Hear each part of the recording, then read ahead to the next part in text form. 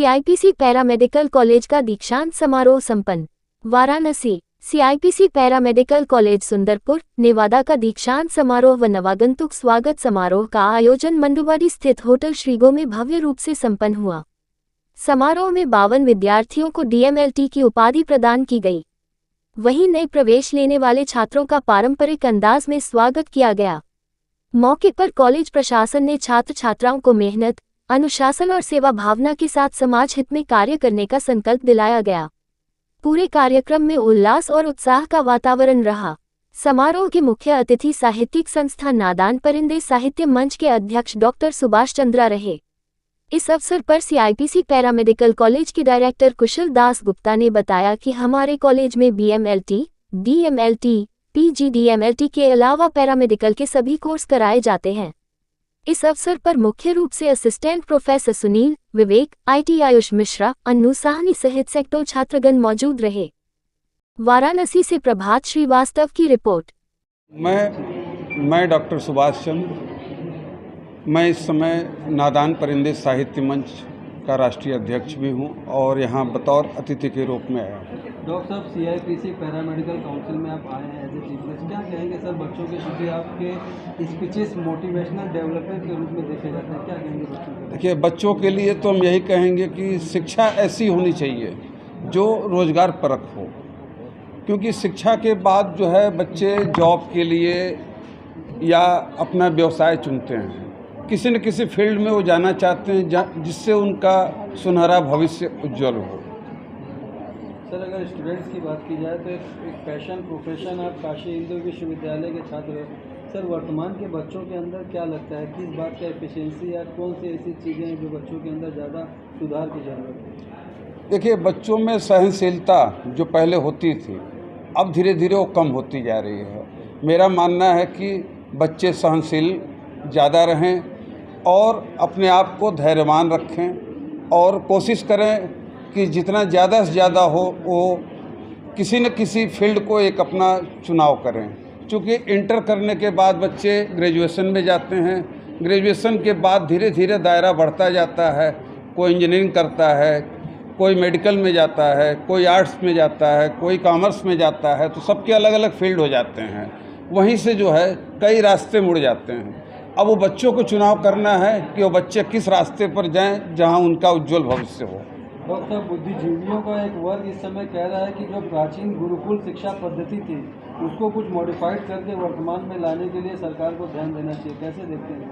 देखिए, समय के साथ साथ शिक्षा की जो एक तरह से कहिए कि प्रकार जो है शिक्षा के, वो बहुत सारे परिवर्तित हुए हैं। आज शिक्षा जो है इतनी महंगी होती जा रही है। मैं तो सरकार से यही निवेदन करूंगा कि शिक्षा को जितना कम से कम हो लोगों को उपलब्ध कराएं। सर, आज बच्चों को यहाँ डिग्री प्रदान की जाएगी, उनके उज्जवल भविष्य के लिए क्या करना चाहिए? आज जो है यहाँ 2 तरह के कार्यक्रम हैं। एक तो जो नए बच्चे आ रहे हैं उनके लिए जो है स्वागत का है, और जो पुराने बच्चे हैं उनके फेयरवेल की भी पार्टी रखी गई है। और यहाँ पर लगभग 50 के ऊपर बच्चों को आज जो है उपाधि दी जाएगी। डॉक्टर, आज जो 2025 चल रहा है, गुरु और शिष्य में सामंजस्य नहीं बैठ पा रहा है, ऐसा क्या कारण है? देखिए, काशी हिंदू विश्वविद्यालय की जब स्थापना हुई थी महामना मालवीय ने, तो गुरुकुल शिक्षा, गुरु और शिष्य की को लेकर के इस विश्वविद्यालय की स्थापना की थी, और आज धीरे धीरे उसमें एक दूरी बढ़ती जा रही है। एक तरह से कह लेंगे तो इसको मॉडर्न जो है भी जिम्मेदार है। मेरा नाम कुशल दास गुप्ता है, डॉक्टर कुशल दास गुप्ता। जो मैं आज यहाँ किस तरह का फेयरवेल पार्टी किया जा रहा है? हर वर्ष की तरह जैसे बच्चों का फेयरवेल और फ्रेशर्स पार्टी होता है, आज बच्चों का डिप्लोमा डिग्री जो बच्चे 2 साल 3 साल से पढ़ाई किए हमारे संस्था में, तो उसका पूरा सर्टिफिकेट डिप्लोमा दिया जाएगा। कितने बच्चों को certificate? Total number of student आज 52 बच्चे हैं। किस कोर्स में मेरे यहाँ diploma in medical lab technology, bachelor in medical lab technology और post graduate diploma in medical lab technology, तीनों कोर्स की पढ़ाई विगत 17 सालों से हम करा रहे हैं। जिन विद्यार्थियों को आज डिग्री दी जा रही है और जो नए प्रवेशी छात्र आए हैं उनके लिए क्या कहेंगे?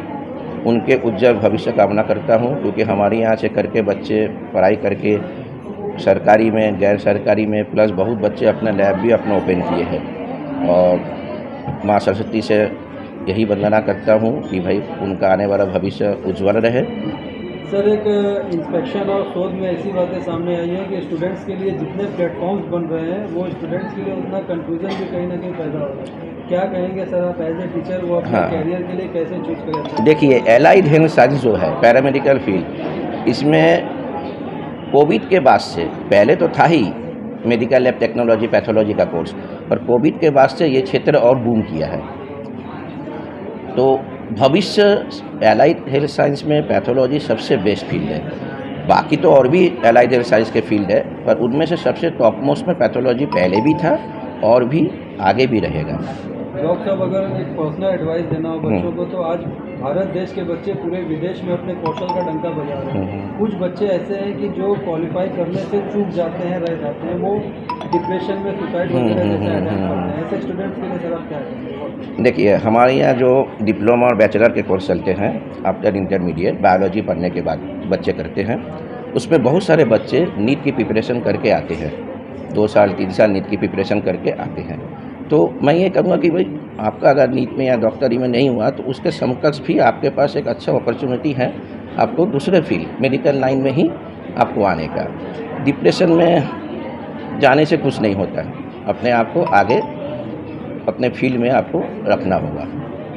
क्या विशेष है सर आपके सेंटर में बच्चों के लिए, क्या विशेष? देखिए, हमारे यहाँ विशेषता यही है कि अदर इंस्टीट्यूट बनारस में जो भी है, हम तो विगत 17 सालों से पढ़ा रहे, पर बहुत सारे इंस्टीट्यूट के पास जो अपना आप पढ़ा रहे पैथोलॉजी, पर आपके पास पैथोलॉजी लैब ही नहीं है।